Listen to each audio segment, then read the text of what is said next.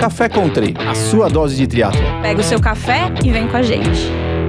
Olá, bem-vindos a mais um Café com Tri. Eu sou Wagner Espadoto, estou aqui com o nosso ancião do Tri, Beto Nitrini. Fala aí, Betão. Fala, Vagnão, Serginho, galera. Hoje vim até de óculos, cara. Tem pauta, tão ancião que eu já vi de óculos que eu não consigo ler. A gente, é um desespero, né? Os três de óculos. Os três de óculos, tá feia, o pior é ter que pôr e tirar o óculos toda hora, porque de longe exatamente. o óculos não enxerga, de perto... Falar que eu vinha também, então. Sem contar o estilo, né? Se você não tem estilo, não adianta querer ter estilo daqui pra frente. Não tem como. E hoje, Betão, um assunto que muito nos agrada, muito nos preocupa e que muito tem falado por aí, né? Exatamente. Assunto polêmico, tema importantíssimo da gente falar, que tem dado muito o que dizer nas redes sociais, nos meios, nas rodinhas de treino. Então, acho que nas academias, então é legal da gente falar aqui. As rodinhas de treino. Hoje vamos falar sobre ergogênicos, esteroides e a ciência, a moda e os riscos por trás do desempenho, com o nosso queridíssimo convidado, doutor Diogo Figueiredo. Sensacional. Uma salva de palmas, velho. Uma salva de palmas. Sensacional. Seja muito bem-vindo ao Café com Tri. Será um prazer conversar contigo. Muito obrigado. Muito obrigado pelo convite. Vai ser um prazer falar com vocês sobre um tema que é muito falado por aí, que algumas pessoas às vezes têm um pouco de medo de falar, mas eu acho que a gente precisa falar. Né? Sensacional. De onde você é? Sou de Recife, me formei em medicina em Recife, né, na estadual, e vim para São Paulo depois de ter feito a residência de clínica médica, né, que é uma área onde a gente vai tratar de doenças clínicas, mas depois eu vim fazer medicina do esporte. E aí vim fazer em 2021 na USP, onde conheci a doutora Fernanda também, que vocês conhecem. Fernanda Lima. Nossa sócia. Não, sócia. Aluna convidada contribuinte. Exatamente. Querida Fernanda Lima, um beijo, Fê. Estamos esperando você aqui. De novo, né? Sensacional. E me fala um pouquinho hoje do seu dia a dia. Você está trabalhando com isso? Você tem visto muito esse tema lá no consultório? Como é que tá isso daí? Perfeito. Hoje eu trabalho tanto como assistente lá no HC, né, na USP, então a gente ensina os residentes como lidar nas consultas, como atender os pacientes, né, e fazer toda essa gestão de residência. E também trabalho no Palmeiras, na divisão de base do futebol do Palmeiras. E no consultório a gente também tem esse atendimento de pacientes que são atletas, seja atletas competitivos, sejam atletas não competitivos, atletas recreacionais que a gente fala, né? Mas que esse tema costuma chegar em consulta, né? Dúvidas de pacientes, se eles podem usar ou não, quais são os riscos, né? Então a gente tem que ficar isso na ponta da língua, senão a gente vai ter que explicar para o paciente os riscos daquilo dali, né? Não tem como. Agora, Betão, eu já detectei um erro aqui, porque assim, ele vai vir falar de doping e trabalha no Palmeiras. Betão, o que você acha disso? Não tem como a gente não entrar nesse assunto agora. Eu tô me abstendo, como corintiano, eu tô me abstendo do tema futebol momentaneamente, que a coisa tá feia, né? Melhor ficar quieto. É muito interessante esse tema hoje, porque basicamente o doping é um risco disfarçado, né? Muitas vezes atrás de uma solução rápida. Eu já vou direto, né, eu tenho aqui, bolamos algumas perguntas aqui, você não viu a nossa pauta, e aí já é uma característica nossa de vamos pegar ele no pulo. Pega de surpresa. Vamos pegar ele no pulo, e para começar assim, com muita clareza, até para explicar para todo mundo, né, Betão, o que são exatamente os recursos ergogênicos e como eles atuam no corpo, o que eles fazem, como é que as pessoas usam isso. Existe uma diferença fisiológica entre um suplemento, um hormônio e um esteroide anabolizante? Perfeito. O ergogênico, na verdade, a palavra ergogênico significa tudo aquilo que é capaz de produzir energia. Ajuda o corpo a produzir energia. Então, existem ergogênicos que são bons para o nosso corpo, existem suplementos que são ergogênicos. Por exemplo, vou dar um exemplo aqui. A própria creatina é um suplemento que nos dá energia, então por isso ele é um suplemento ergogênico. A cafeína também é um suplemento ergogênico. Existe a beta-alanina também, que ele é basicamente um ergogênico, porque ele diminui um pouquinho a acidez do exercício. Mas existem suplementos que não são ergogênicos. Por exemplo, o whey protein. Ele é um suplemento que ele não é ergogênico, ele é uma proteína. É como se eu estivesse substituindo uma dieta, uma refeição, por a proteína especificamente. Ou um carboidrato, um carbogel, por exemplo. Ele é um suplemento não ergogênico, porque ele é um carboidrato. Como se eu estivesse dando uma comida para a pessoa, só que em forma de gel. Porém, existem também os esteroides anabolizantes. Eles são ergogênicos, porém, com outra função. Eles atuam no músculo especificamente, ajudando a produzir músculo. Então, a síntese proteica, ele ajuda a produzir e a fazer hipertrofia, além de hipertrofia, força e potência, que é o que o esporte mais precisa, Preconiza. força, potência, e é isso aí. A questão aí é o que é autorizado e o que não é, e o que é benéfico para o corpo ou não, né? Porque muito se fala do esteroide anabolizante ergogênico, e que a fisiologia dele, ele é positiva para o corpo até a página 2. A página 2 é problemas cardíacos, problemas hepáticos e tudo mais que a gente vai falar um pouco mais. Mas assim, tem essa diferenciação entre o esteroide anabolizante, o ergogênico não esteroide anabolizante e o que não é ergogênico, mas é um suplemento alimentar. Legal, você falou da betalanina, já me deu uma certa curiosidade. Você falou que ela diminui Deu coceira, ali... já deu uma coceira. Já deu uma coceira Já deu- nas pernas, deu uma dilatou, formiga. já deu... E você falou que ela ajuda ali na acidose, né? Isso. Qual que é o mecanismo que ela atua nesse pH? Como que ela modula isso? Aham. A betalanina é uma suplementação que, na verdade, é um aminoácido que, quando você entrega para o corpo pega esse aminoácido e produz uma outra coisa que se chama carnosina. Essa carnosina, quando entra na célula, ela diminui a acidez da célula. Então, o que acontece? O que é que gera a nossa fadiga no esporte? Então, por que às vezes a gente cansa, termina o exercício e fica cansado? É a acidez. Uma das coisas é a acidez. Tem outras causas para fadiga também. Tem um acúmulo do lactato também, que é uma consequência, mas a acidez... Isso. Então, a acidez em si é um dos principais motivos para o corpo começar a querer fadigar. Por quê? Um ambiente ácido faz com que a célula não trabalhe direito. Então, a betalanina, ela diminui essa acidez. Então, ela é como se fosse um tampão. A gente fala que é um tampão intracelular. Só que a betalanina é um suplemento que você tem que usar por algumas semanas. Não adianta você tomar a betalanina agora e querer o efeito dela hoje. Ela vai acumulando dentro da célula e com isso vai ajudando a célula a diminuir um pouquinho essa acidez. No mecanismo, eu vou continuar aqui só um pouquinho, porque agora eu tô totalmente... Não, eu intrigado. queria só tirar uma dúvida. Essa Aham. questão da acidez eu já tinha escutado. A água alcalina, então, ela colabora a água alcalina para quem toma direto isso ou não tem nada a ver? Não tem nenhum estudo que tenha mostrado esse desfecho, de que a água alcalina melhore o desempenho, tá? Existem a questão da saúde, porque a água um pouco mais alcalina é um pouco mais saudável do que a que é mais ácida, mas do ponto de vista de performance ainda não foi visto nada assim. Certeza que ele quer vender. Você tá montando uma fábrica de Não, água não, eu tô alcalina. perguntando Certeza. porque eu tomo e eu já ouvi falar essa questão da regulação do pH do sangue, que ajuda. Agora, como a gente está falando de um ambiente ácido, a gente também está falando de um exercício de alta intensidade. O Isso. exercício de baixa intensidade, teoricamente, manteria ali aquele pH constante e a Isso. própria mitocôndria daria conta desse cenário. Exato.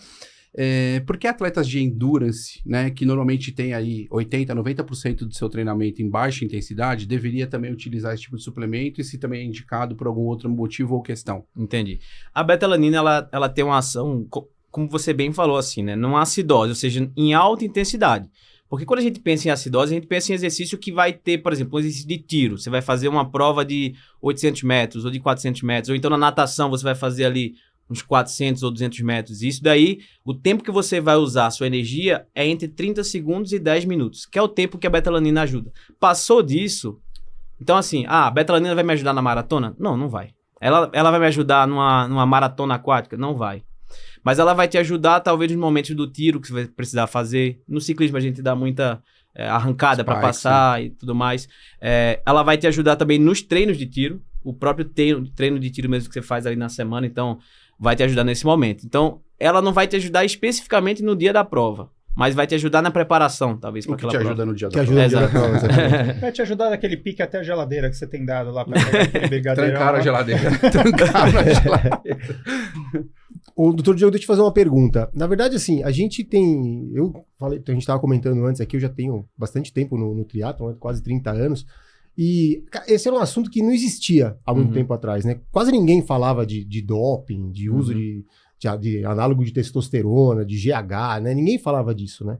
E aí, de uns tempos pra cá, o assunto, ele domina, né? Assim, as discussões. Você vê, rede social, tem muita gente aí, pô, tem lugar pra comprar, onde você compra. Eu tava te contando, né? Eu tive um tempo atrás uma professora nova que entrou na academia, professora de natação, e ela me perguntou quantos anos eu tinha, eu falei que eu tinha 49. Ela me perguntou assim, ela virou, mas você tá repondo com o quê?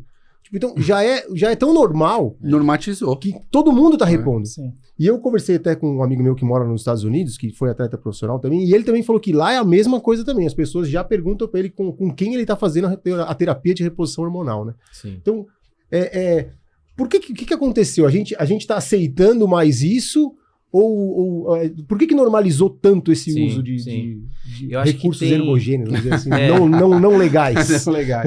Então, eu acho que tem duas coisas, né? Primeiro, o nome do doping, hoje as pessoas estão falando reposição. Isso já é um eufemismo do nome, né? É você dizer assim, não, eu tô repondo, porque repor significa a falta de alguma coisa, né? Ah, não, tá faltando, eu tô colocando de volta, mas é tudo dentro do normal. Só que não é. Você tá turbinando. Você tá né? turbinando. A gente fala, não, aqui a testosterona tem lá, eu não vou lembrar agora, né? Mas sei lá, tem um limite de 60 a 800. Pô, a sua tá 400, pô, dá pra subir até 800, que ainda fica normal, né? Então, essa Pois é uma é. coisa que a gente Fazendo muito, endurance. né? Treinando pra Ironman e ultramaratona. não dá. Pois é.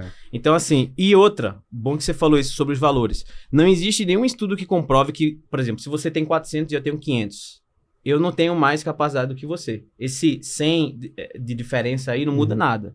Ou, por exemplo, você tem 800 e eu tenho 350. Tá dentro do valor de referência. A gente vai ter o mesmo benefício da testosterona, entendeu? Então, em valores normais, não existe não, a minha é mais alta que a sua nos valores de... Agora, tá em valores suprafisiológicos, 3.000, 4.000, que é quando a pessoa repõe, ou repõe não, né? Tá fazendo uso ali, olha eu usando o nome. Então, aí já é outra coisa, né? Mas assim, eu acho que isso tem acontecido muito porque as pessoas estão normalizando o uso. As mídias, o YouTube fala muito sobre isso, as pessoas que usam falam como se fosse assim, se você não usa, você tá para trás. Então, as pessoas que não entendem disso, da saúde em si, estão achando que também não vai ter problema em você só fazer e acompanhar com o médico, porque tem muito disso, tá? A pessoa faz, não, mas eu acompanho com o Faz o médico. acompanhamento, exatamente. Olha, não existe nenhum acompanhamento médico que te garanta 100% de segurança no uso de testosterona. Tá? Não existe. Mas é importante que acompanhe. É melhor que acompanhe do que não acompanhar. Claro. Mas não existe nenhuma segurança 100% de que não vai ter um problema ali. Entendeu? Mas é isso, as pessoas normalizaram. Tem uma pergunta aqui que a Érica Magrice, mamãe Magrice, nos enviou, né? Não pôde estar aqui novamente. Que é essa questão que muitas vezes as mulheres, principalmente quando estão realizando ali o endurance, e principalmente com questões da idade, né? Elas vão tendo ali uma baixa de energia, uma queda. E aí elas têm uma dificuldade, inclusive, na recuperação desses treinos, que muitas vezes para Ironman são semanas puxadas, longas, né? E parece que tudo virou fazer a reposição hormonal. Isso é realmente necessário ou é realmente algo da moda? Porque os médicos também estão basicamente envolvidos em tudo isso. Sim. A pergunta é, se eu tenho um trabalho realizado no Endurance e eu já tenho naturalmente uma diminuição hormonal por questões óbvias da modalidade, eu realizar essa reposição, eu não estou realmente tirando uma vantagem que as outras mulheres que estão no mesmo nível, idade e comprometimento de treinamento estão mais abaixo? Com certeza. Com certeza. Então, aí envolve uma questão importante que você falou, que é a questão da justiça. No esporte, vamos lá, você tá jogando baralho com seu irmão, seu amigo, e você esconde uma carta, e aí você vence porque você escondeu uma carta. Você vai sair de bonzão, eu ganhei aqui e tal. Só que na sua mente você sabe que você está ultrapassando, que você está passando por cima das regras. É a mesma coisa do uso de esteroides anabolizantes no esporte. E ainda mais porque envolve profissão, né? O esporte envolve a profissão da pessoa. Ela ganha, ela trabalha, o trabalho dela é o esporte. Então imagina você tirar dela o sustento da família dela porque você usou um esteroide e ela não está usando e é isso, ela passou de você. Então... essa pergunta é uma pergunta importante porque existe muito essa questão do mas a mulher ela tem uma testosterona baixa, precisa repor quando ela está entrando na menopausa. A única indicação de reposição de testosterona na mulher na pós-menopausa é mulheres com baixo desejo sexual, ou seja, desejo sexual hipoativo na pós-menopausa. Mas isso é um diagnóstico que tem que dar, é um diagnóstico clínico. Você tem vários critérios que você tem que bater para dizer assim, não, realmente o diagnóstico é esse, vamos dar a testosterona. É todo um processo, assim. Não é só simplesmente chegar na consulta, minha libido tá baixa, sair da menopausa, então eu preciso de testosterona. Não, tem todos os critérios para bater, para você oferecer. Por quê? Mesmo você dando essa testosterona para a pessoa, a gente não garante que vai ser seguro. Entendi. Tá? Mesmo quando é reposição, a gente não garante segurança quase nenhum, assim, de que não vai ter um problema cardíaco, ou que não vai ter um problema hepático, entendeu? E a gente teve até, quando eu lembro uma das vezes que a doutora Fernanda Lima teve aqui, que ela comentou que inclusive os testes no Brasil para medição de testosterona, eles são todos feitos para medir testosterona em homens. Isso. Então quando você usa ele para mulher, ele não serve para nada, porque Isso. o dado que vai aparecer ali, ele é Exato. um dado que não é feito para aquilo, né? Então, Exato. é um outro ponto de atenção aí para quando for visitar médico, né? O médico pedir um exame de testosterona para Isso, mulher. sem critério, pedir critério assim, nenhum, e aí exato. vai vir baixo. E a pessoa vai dizer, mas a minha testosterona é baixa. Mas é pra É ser mulher, baixo né? da mulher. Tem que ser baixo, ainda bem. É pra ser baixo, é a fisiologia. Imagina, 800. Ô, Wagner, agora, complementando, você perguntou, né, se virou algo normal, Betão, também. Eu sinto, o meu sentimento, deixa aqui que aí eu já vou para a próxima pergunta, mas é que a gente via acontecer muito essas questões de uso dessas substâncias em pessoas atletas, né, que eram profissionais. Uhum. E hoje a gente tem visto cada vez mais em atletas que são conhecidos no nosso meio, que são amadores, né? Então, assim, até a gente falava assim, né? Quando vai para um lado de profissional, o cara, sei lá, o sustento dele, se ele não for campeão, não ganhar, ele né? Tem uma Não entra o pressão dinheiro, diferente, né? O É patrocinador. errado, mas a gente até entende até um certo ponto, né? E eu acho que, não sei se porque a gente não tinha mídia do jeito que é hoje, mas será que, eu acho que aumentou muito esse uso indiscriminado por pessoas normais, né? Uhum. E muitas vezes porque tá todo mundo usando e por uma vaidade, Uhum. né? Assim, enfim, é uma reflexão. Mas, indo para a próxima pergunta, deixa eu botar meu óculos aqui. Olha lá. Doutor, a palavra performance, né, que ela parece justificar qualquer intervenção hoje, né? E a minha pergunta é, até onde isso é ciência e quando vira venda de ilusão, né, como com jaleco branco, né? Sim. Na sim. tua opinião.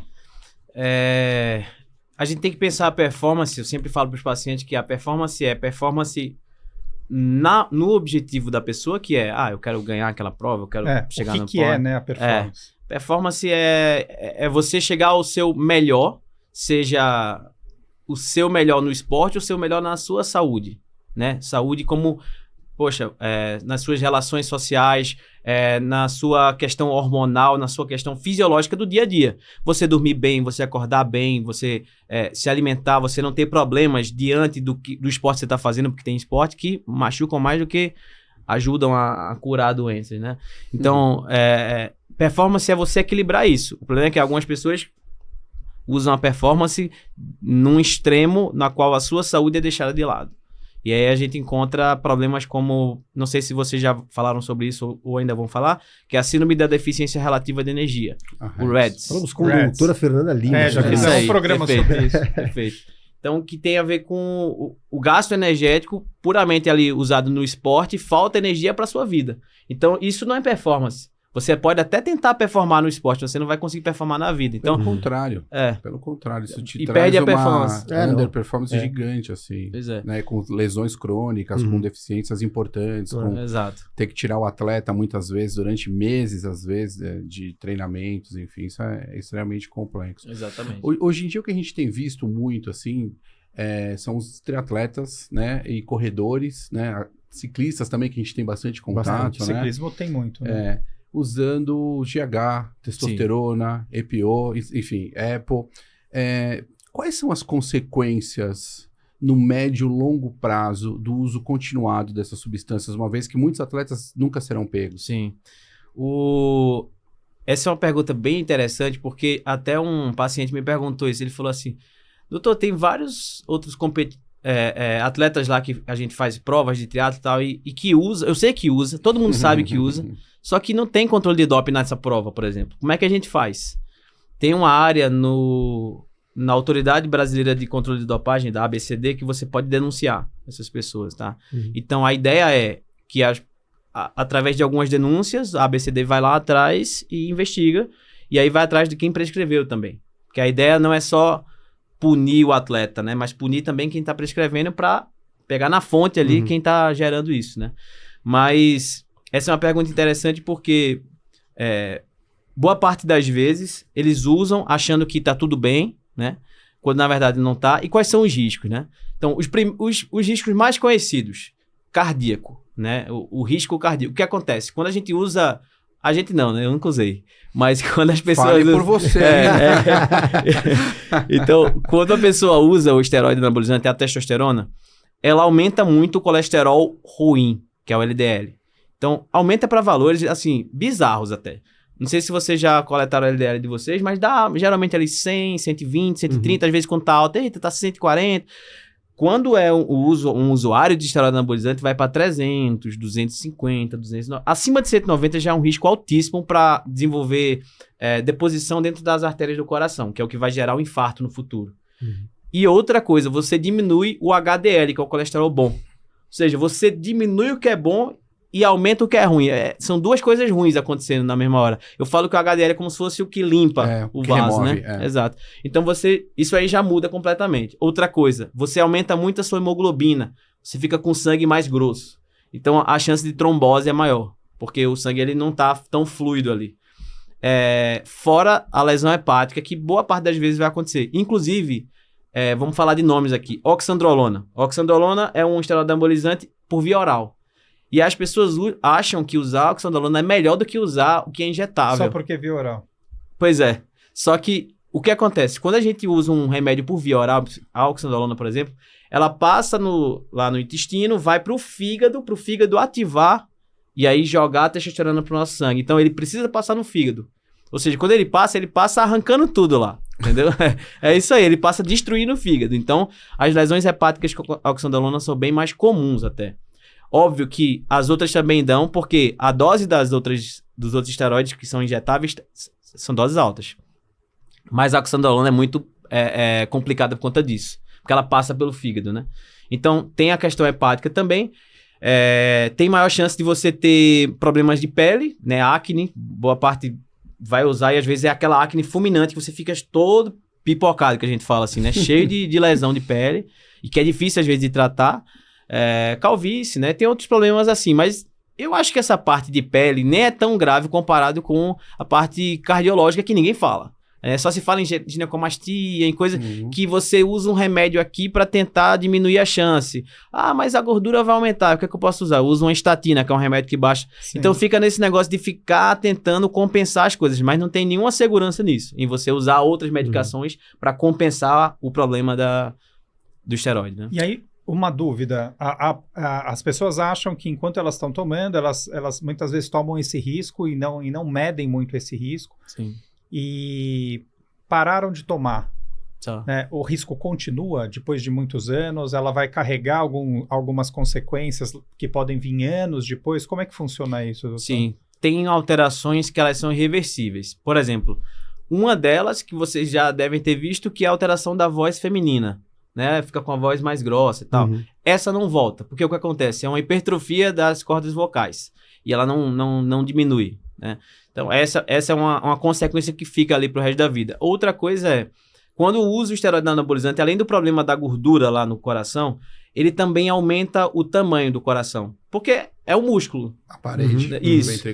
E aí o que acontece? Quando a pessoa faz um eco, se ele não colocar uma coisa lá chamada strain é quando você faz um ecocardiograma, que é o ultrassom do coração, só que você coloca uma forma de você avaliar se aquela parede ela já tem alterações que você ainda não conseguiu identificar. É como se fosse uma forma de você predizer se vai ter um problema no futuro. Tá? É como se fosse uma alteração inicial, tão inicial que você não consegue ver no ultrassom normal. Você tem que colocar esse aparelhinho que é diferente.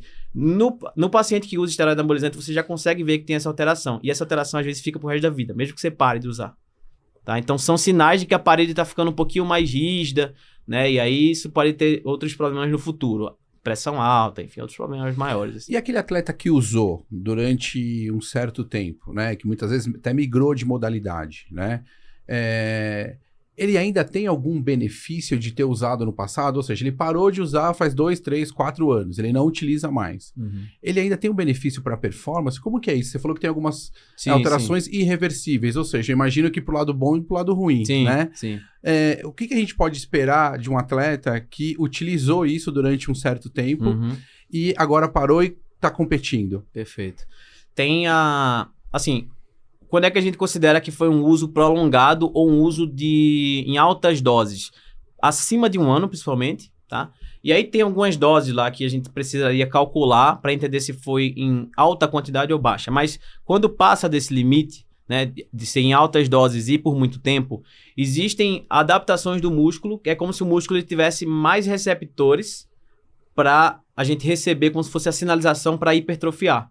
Então é como se fosse o seguinte, a gente tem lá um músculo e ele tem vários receptorzinhos. Então, quando chega a ideia do, opa, chegou a hora de crescer músculo, aí vai lá e aumenta o músculo, certo? Então, quanto mais esteroide a gente usa, mais receptores a gente vai ganhando ali. E aí, quando você para de usar, esses receptores continuam lá. Então, a sua chance para você ter mais hipertrofia no futuro aumenta. Por isso que vem a minha crítica para o fisiculturismo natural em certos atletas que já usaram esteroides anabolizantes e que estão há, sei lá, 2, 3 anos sem usar, mas que vão competir no fisiculturismo natural. Esse cara, ele tem mais chance de ter hipertrofia do que o que nunca usou. Tá? É como se fosse um doping eterno que ele fica Um aí. efeito residual. Efeito residual. Aí, Betão. Então. Nunca usei nada, não tô adiantando nada. Né? Informação importante. Mas uma coisa que eu vejo, até uma pergunta também que dá mais preocupado aqui com o público feminino, né? O que a gente vê muito assim, né? As mulheres têm se sentem uma pressão estética mais forte, né? E a gente vê hoje, principalmente em rede social, muita coisa assim, né? Uma influencer vende um treino de 12 semanas para ficar com esse corpo. Se você fizer essa série de exercícios todos os dias, você vai ficar com esse corpo.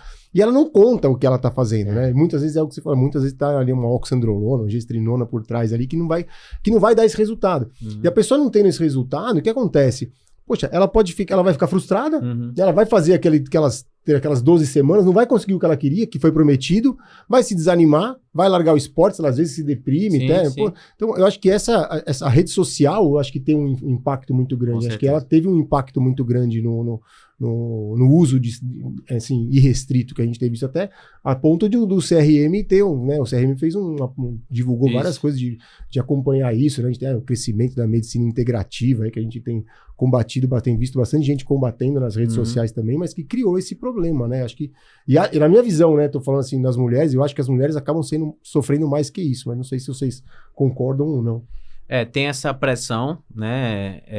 Existe a partir dos 30 anos, existe uma queda de massa muscular, né? Então, todo ser humano passados 30 anos vai ter uma queda de massa muscular, uma queda de massa óssea e uma queda de desempenho aeróbico. Então, o nosso VO2 lá, que a gente faz no teste cardiopulmonar, ele tende a ir diminuindo a cada 10 anos 10%. Então, existem perdas naturais do corpo humano, né? Só que a menopausa para a mulher é algo um pouquinho mais intenso, né? Porque essa perda parece que é um pouquinho mais acentuada. E aí, o problema é que é o seguinte, quando a mulher chega na consulta e fala assim, eu tô com isso daqui, mas eu tenho endometriose, o que é que você acha? Você não pode usar um remédio para tratar a endometriose, mas que me dê um pouquinho de estética? Aí vai lá o cara e coloca um chip da beleza, porque o chip da beleza tem a gestrinona, e que teoricamente seria um tratamento para endometriose, mas não é. Ela é a terceira ou quarta linha de endometriose tratamento. Tem outras medicações muito melhores e nem é por via injetável, é por via oral. Então, é como se o próprio médico ele já até usasse isso como desculpa para vender o produto dele, porque isso é uma venda de produto, a verdade é essa. Né? Mas é algo que essa pressão que existe entre as mulheres é muito maior, realmente. E como a Sociedade Brasileira de Medicina enxerga tudo isso? E quais ações estão sendo tomadas? Porque a gente sabe muito da questão do esporte e dos atletas. Mas lá fora, como isso é visto? O que tem sido feito para conscientização desses médicos? Porque isso envolve dinheiro. E quando envolve dinheiro, acaba sendo um pouco mais complexo. Né? A Sociedade Brasileira de Medicina do Esporte, de Cardiologia, se juntaram, né, para fazer esse texto, né, que eles emitiram, justamente para alertar a população, né, e coibir essa prescrição inadvertida dessas terapias, né. Eu acho que tende a diminuir ao longo do tempo, até porque os próprios pacientes estão ficando um pouquinho mais alerta com isso, sabe. Acho que há 2 anos isso era um pouquinho mais solto. Eu acho que hoje está um pouquinho mais, mas eu acho que ainda falta muito. Ainda está muito livre essa venda, tem pouca fiscalização, sabe? Eu acho que a gente ainda está bem passos curtos para resolver esse problema, porque envolve muito essa questão financeira e é isso, eu falo isso para os meus amigos, às vezes se eu fizer uma prescrição de um remédio correto, assim, e errar uma vírgula, eu levo um processo. Mas tem certos colegas médicos que fazem certas coisas nesse sentido que vão fazer o resto da vida e nunca vão tomar o processo. Entendeu? Então, assim, existe uma certa na medicina existe um negócio meio complicado ali, uma área meio complexa. É um gray zone. E tem muito médico, né? Tem muito que usa isso como forma de terapia também, né? Ficar aqui citando nomes, mas a gente escuta falar pessoas conhecidas, eu fui no fulano, ou fui na ciclana, alguém poxa, me passou isso, poxa, mas assim, faz parte da receita da terapia, porque senão essa pessoa não tem paciente também, e vira uma coisa indiscriminada, assim, né? É uma loucura. E muitas vezes sem a necessidade. Exato.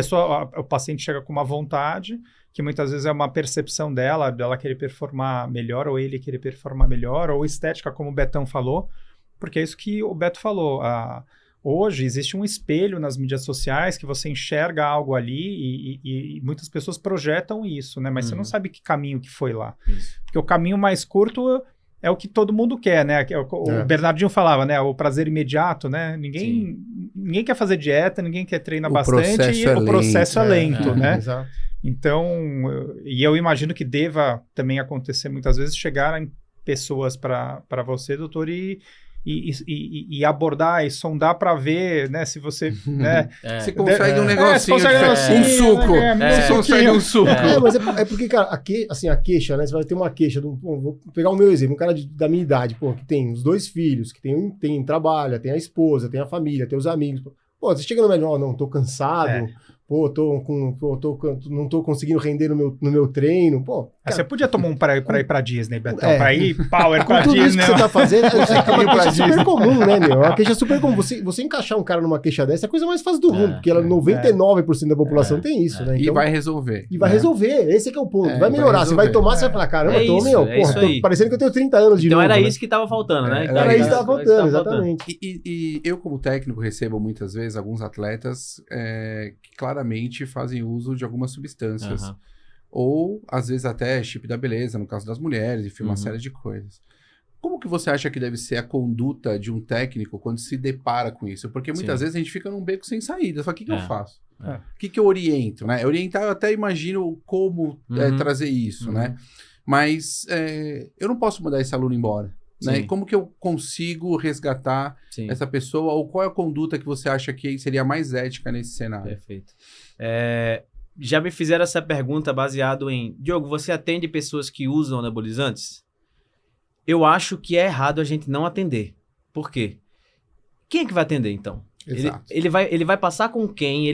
Como é que ele vai acompanhar isso daí? Ou como Até é que ele porque o médico que prescreveu, na hora que der problema, muito provavelmente não vai atender, né? Exatamente. Então, alguém tem que avaliar essa pessoa. E outra, a minha função é fazer com que ele pare de usar. Então, em cada consulta, eu sempre escrevo lá embaixo na conduta, paciente pré-contemplativo para mudança de hábito. O que é que significa isso? Ele ainda não está entendendo que ele precisa mudar. Por exemplo, imagine que a pessoa não queira parar de fumar. Ele sabe que está errado, alguém já falou para ele parar de fumar, mas ele não quer parar de fumar. Isso é uma pré-contemplação. Agora, quando ele fala assim, ó, eu sei que é importante parar, eu acho que vai me ajudar e tal, ele está contemplativo. Então, eu preciso, na minha consulta, fazer com que ele deixe de ser pré para ser contemplativo e depois vá para a fase de ação, que é parar.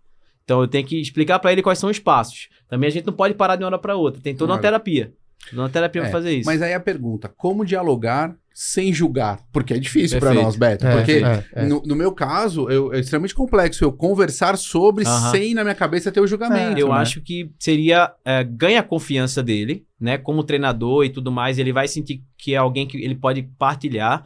E aí você, ganhando a confiança, você vai começando a tentar orientá-lo, né? Além de falar dos riscos, porque assim, todo mundo meio que sabe desses riscos, assim, né? Todo mundo sabe que tem problema no coração, só que ele precisa entender o que aquilo vai gerar daqui a 10 anos. Eu pergunto para os pacientes, como é que você se vê daqui a 10 anos fazendo exatamente o que você está fazendo agora? Geralmente eles param e ficam, pode ser que eu tenha um probleminha aqui no coração e tal. Então eles começam a fazer essa autorreflexão. Às vezes a gente quer colocar uma ideia na cabeça do paciente que a gente nunca vai conseguir colocar naquela consulta, mas às vezes a gente tem que jogar algumas frases para ele ir pensando e raciocinando se faz sentido aquilo ali pro resto da vida dele ou não. Então acho que tentar ganhar a confiança do atleta, não largar ele e ir orientando aos poucos. Eu acho que é o melhor caminho, assim. Né? Eu concordo. Acho que se você... É aquilo que a gente tá falando. Se ninguém atender, não é um médico que começou o tratamento, cara. Normalmente esses caras, a hora que dá o problema, eles vão sumir. Não, né? Então, some. se o cara tem uma questão, você sabe que pode ser um problema, você sabe que uma pessoa tem ali uma coisa, ó, vamos conversar, né? Vamos sentar, vamos explicar o que pode acontecer. Eu acho Sim. que esse é o principal. Porque é o que você falou, ela sabe o que pode acontecer. Isso. Mas, puta, ela tá trocando por aquele momento de performance ou aquele desempenho momentâneo. E tem que pensar no futuro, né? Na Sim. longevidade. Nós estamos falando aí de pessoas, às vezes, estamos falando de gente repondo testosterona, repondo próprio análogos de testosterona com 30 e poucos anos, né? Que é um problemaço, né? E tem outra coisa, né? Vende muito pouco falar sobre dieta, sono e exercício. Exato. Esse tema, você fala assim, durma bem e tal, coma bem e tal. Ninguém vê o vídeo do cara que faz isso, não é verdade? A não ser que o cara seja muito bom de comunicação. Eu sou ruim, mas tem gente que é muito boa de falar essas coisas. Só que se eu começar a falar, não, se você tomar essa pílula aqui, vai dar certo isso aqui. Se você tomar isso daqui... Então, as pessoas querem escutar coisas que são rápidas, práticas e que, enfim, até financeiramente nem é tão caro. Tem muito esteroide anabolizante aí que é barato, entendeu? Então, assim, é muito fácil das pessoas entrarem nesse caminho. Mas a gente sabe que se a gente organiza essa tríade, né? Dieta, sono e exercício... Boa parte desses sintomas vão sumir. É que as pessoas não têm, às vezes, paciência para chegar, né? O processo é lento, né? É bem longo. Doutor, o que você diria, aí, de novo, acho que direcionado para as mulheres, o que você diria para as mulheres que estão sendo orientadas a usar testosterona ou GH, mas elas têm dúvida ou têm medo, né? Como discernir quando é indicação médica ou uma moda, assim, né? Qual é a orientação que você dá para as mulheres que estão pensando, que estão projetando, talvez, que sentem, talvez, nesse um caminho para, um cansaço, alguma coisa nesse sentido? Isso é uma pergunta muito boa, porque alguns pacientes até me perguntam isso. Beleza, quando é que eu posso dizer assim, não, agora eu preciso repor, não? Qual é o momento, qual a idade? Momento, porque às vezes não é a idade, às vezes é o momento, né? Acho que a primeira coisa é você encontrar um profissional sério, né? E aí, qual o profissional mais indicado para acompanhar? O endócrino, que é o médico que fez uma residência de clínica médica, 2 anos de residência, mais 2 anos, 3 anos de endócrino, tá? Que é uma outra especialidade. E aí, essa pessoa, ela vai estudar só a parte hormonal. Então, ela entende quando é que a pessoa vai realmente precisar do hormônio. Então, acho que o principal é ir para um profissional sério. E aí, como é que o paciente vai descobrir se o profissional é sério ou não? Uma das coisas é ir lá no CRM e pesquisar se tem RQE, que é um código que é o nosso código de registro. Então, por exemplo, eu sou médico do esporte, eu tenho um código por ser médico do esporte, porque eu passei numa prova que me deu um título. Então, se você for ver alguns desses médicos que são prescritores de anabolizante por aí, nem RQE eles têm. Ou seja, eles não têm nenhum registro de especialidade. Eles colocam no Instagram que tem uma especialidade X lá, mas quando você vai ver... Existe, né? Não existe. Então, acho que a primeira coisa é identificar um profissional sério, né?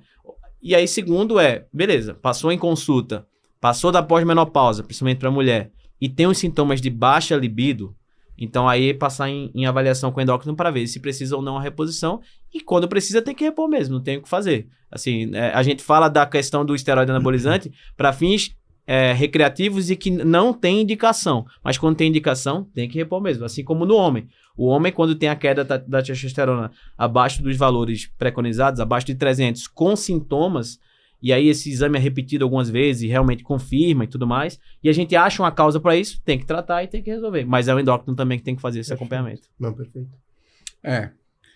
Eu vou fazer uma última pergunta, a gente já está chegando no final. E eu queria, assim, saber, se você tivesse que deixar um recado para quem está pensando em utilizar alguma substância que seja ilícita, não, tanto para corpo, para melhor estética visual, ou como para performance, onde vai competir com outras pessoas, qual seria uma mensagem que você acredita que funcionaria muito bem para todos? Perfeito. Existem caminhos mais saudáveis do que esse caminho, embora esse caminho seja mais curto. Tá? E nem sempre na nossa vida a gente vai escolher caminhos curtos para chegar no objetivo. Existem caminhos um pouco mais longos, mas que se você encontra um profissional correto, ele vai conseguir te levar nesse caminho e vai ser muito mais saudável e até prazeroso. Porque você vai sentir que realmente você chegou a um objetivo com as suas próprias pernas, sem precisar esconder a carta do baralho. Betão, É isso, mais né? duradouro Não também. vamos esconder a carta do Não, baralho. vamos Coisa esconder a muito- carta do Agora, baralho. Serginho, você esse final de semana, conta pra nós um pouquinho da sua prova. Quero saber se teve algum momento roda presa lá. Conta pra nós. Conta a verdade. Você teve roda presa? Putz, teve roda presa lá. Eu fiz esse final de semana uma prova que chama-se La Mission, né? Que é na Serra Fina, em Passa Quatro. Uma prova duríssima. Ai, caiu aqui. O que caiu, gordinho? Chutou o negócio. Deixa aí, põe no cantinho. Pô, você conseguiu chutar. Deixa aqui. Vou voltar, tá? Então, esse final de semana eu tive em Passa Quatro, Minas Gerais. Eu fiz o La Mission, que é uma prova de montanha duríssima, né? Que tem várias distâncias, 15, 25 Quilômetros. 35 até 110. E ali na Serra da Mantiqueira, que são subidas muito íngremes, né? E não é uma prova de corrida, porque você corre muito pouco, né? Você escala muito, sobe muito. E já tinha feito algumas outras provas e falei, vou me inscrever no 25, porque a gente que corre ainda um pouco mais no plano também, você fala 25 é tranquilo, né? E, gente, olha, eu vou te falar, eu nunca vi tanto perrengue, porque tinha quilômetro lá Eu que vi as demorava fotos, 35 negócio minutos. feio.